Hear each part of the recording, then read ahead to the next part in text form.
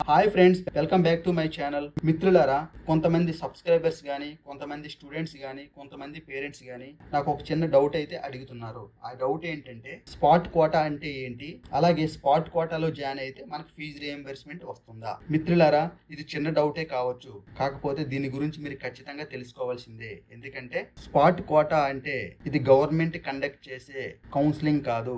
Government just notification ఇస్తుంది అంతే. ఈ కౌన్సిలింగ్ ప్రాసెస్ మొత్తం కాలేజీల వాళ్ళే కండక్ట్ చేసుకుంటారు. అయితే మొన్న మిగిలిన 18,951 సీట్లన్నీ ఈ స్పాట్ కోటా కింద భర్తీ చేసుకోమని చెప్పి వార్తాపత్రికలు అయితే మనం చూసాము. ఒకవేళ మీలో ఎవరైనా ఈ స్పాట్ కోటా కింద జాయిన్ అయితే మీరు కన్వీనర్ కోటాలో జాయిన్ అయినట్టు కాదు.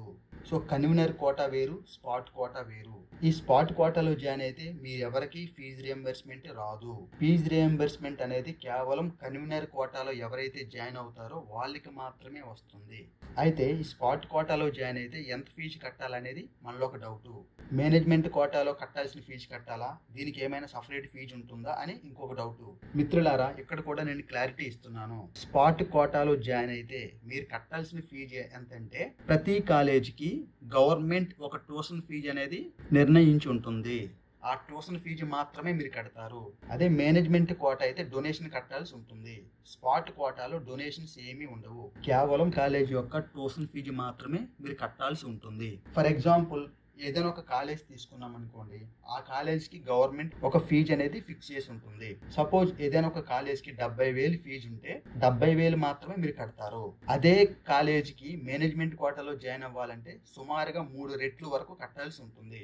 అంటే 70 × 3 అంటే 1,10,000 వరకు ఆ కాలేజీ వాళ్ళు మిమ్మల్ని ఛార్జ్ చేసే అవకాశం ఉంది. ఈ స్పాట్ కోటా ఫీజు లేదా మేనేజ్మెంట్ కోటా లేదా కేటగిరీ బి ఫీజుల గురించి మీకు క్లారిటీ వచ్చిందని నేను భావిస్తున్నాను.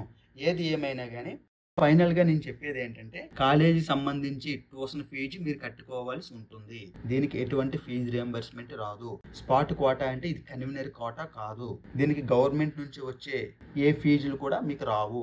స్వయంగా మీరే కట్టాల్సి ఉంటుంది. కాబట్టి ప్రతి ఒక్కరూ ఈ విషయంపై కొంచెం క్లారిటీగా ఉండండి. అందుచేతే కదా మనం స్పాట్ కోటా కింద కాకుండా మిగిలిన సీట్లన్నీ థర్డ్ ఫేజ్ కౌన్సిలింగ్ లేదా స్పెషల్ ఫేజ్ కౌన్సిలింగ్ లో భర్తీ చేయమంటున్నాము. అందుకే కదా మన ప్రయత్నాలు. కాబట్టి అందరూ అర్థం చేసుకొని ఆ దిశగా అడుగులేయండి.